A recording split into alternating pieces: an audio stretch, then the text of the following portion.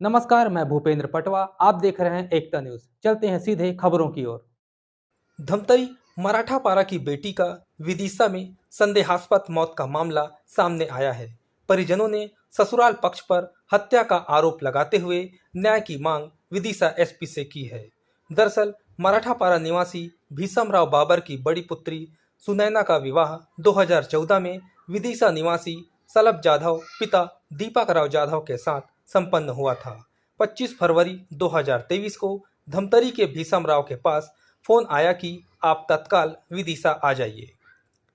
पिता ने पूछा तो ससुराल के लोगों ने आकस्मिक घटना होने की जानकारी दी। यहां पहुंचने पर पति एवं उनकी सास के द्वारा यह जानकारी दी गई कि सुनैना की तबीयत खराब है और वह अस्पताल के आईसीयू वार्ड में भर्ती है। लेकिन अगली सुबह सुनैना की लाश पॉलीथीन में लिपटी हुई आई। माता पिता को कुछ समझ में नहीं आया और आनंद फानंद में उसका अंतिम संस्कार कर दिया गया। अब लड़की के पिता और मराठा समाज छत्तीसगढ़ सुनैना के पति सहित ससुराल पक्ष पर प्रताड़ना का आरोप लगा रहे हैं। कहाँ से आए आप? धमतरी से आए हैं, छत्तीसगढ़ से। जी, क्या है पूरा मामला, किस लिए आए हैं? मामला यह है कि हमारी पुत्री सुनैना जाधव जी, जो शादी हो के यहाँ विदिशा में आई थी सलभ जाधव के यहाँ, जी, तो उसका हत्या कर दिया गया है जी, ससुराल वालों ने। जी, हत्या करने का सास और बेटा दोनों मिलके जी, उसको आए दिन प्रताड़ित करते रहते थे लोग। जी, उसके एबॉर्शन करने के लिए भी प्रताड़ित करते थे, करवाओ तुम ज़बरदस्ती। जी, और पैसे के लिए भी बोलते थे कि तुम्हारे मायके वालों ने पैसा नहीं भेजा हमारे को, तो हम लोग भेजे भी थे। एन कोरोना के समय उन्होंने तंगाया था, तो हम बोले थोड़ा शांत हो जाए कोरोना, फिर आके दे देंगे। जी, और ऐसा करते करते उसके पिता का तो देहांती हो गया।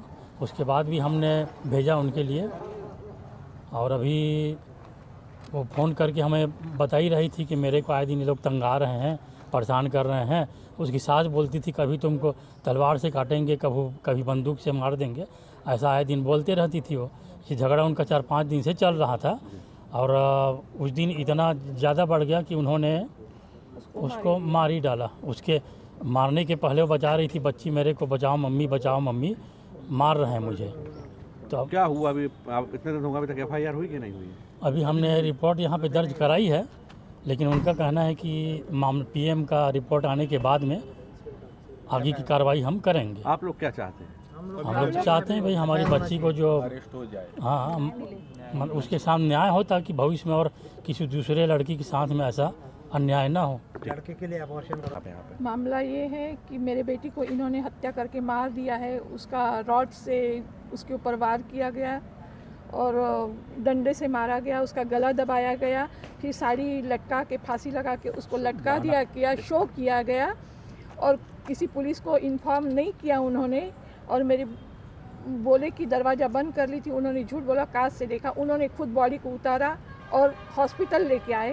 कहाँ का मामला और कौन लोग हैं वो विदिशा के रहने वाले हैं, कौन है? हसनाबाद। कौन सलभ जाधव है, उनके पिता का नाम दीपक जाधव है। कौन है वो आपके, मतलब? वो मेरे दामाद है। अच्छा। जिनको प्रताड़ित किया, जिनको मारा, वो मेरी बच्ची है, मेरी बेटी है, बड़ी बेटी। जी, कब घटना घटित हुई थी ये? हाँ?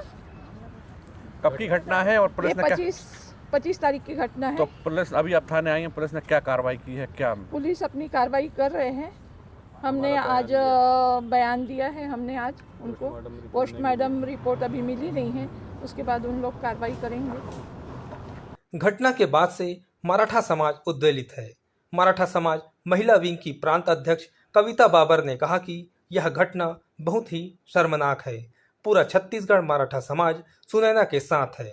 समाज के लोगों ने विदिशा एसपी से मिलकर न्याय की गुहार लगाई है। साथ ही हत्या का मामला दर्ज कर कड़ी कार्रवाई की मांग भी की है। धमतरी की बेटी और मेरे ही परिवार की बेटी है वो। मैं उसकी चाची हूँ, सुनैना जाधव, जो कि शादी होकर विदिशा गई हुई थी। और घटना के दिन विदिशा से एक फ़ोन आता है उसके परिजनों को कि बहुत ही इमरजेंसी है, आप लोग निकल आइए करके। तो जब परिजन वहाँ पहुँचते हैं तो उनको ये बोला जाता है कि लड़की आईसीयू में है, उसकी स्थिति गंभीर है। परिजन जब हॉस्पिटल जाना चाहते हैं तो उन्होंने वहाँ परमिशन नहीं है किसी को करके परिजन को रोक देते हैं। और जब सुबह होता है तो लड़की की डेड बॉडी घर पे लाई जाती है। तो परिजन अवाक रह जाते हैं कि ऐसा क्या हुआ है अचानक करके। तो उस समय तो उनकी मानसिक स्थिति ठीक नहीं होने की वजह से उन्होंने कुछ एक्शन नहीं लिया और अंतिम संस्कार की क्रिया की गई।